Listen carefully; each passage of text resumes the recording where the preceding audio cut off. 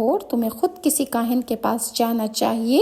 جو تمہیں تعویذ دے، اور اگر مجھے علم ہوتا تم ایسی بکواس کرو گے تو میں ہرگز یہاں نہ آتی اور اپنے جگر کے ٹکڑے کو تمہارے حوالے نہ کرتی کہ تم اسے قتل کرتے، اور اللہ کرے تیرے گھر بیٹا پیدا ہو جو تجھے قتل کر ڈالے۔ حضرت حلیمہ سعدیہ فرماتی ہیں میں یہ کہہ کر واپس لوٹ آئی۔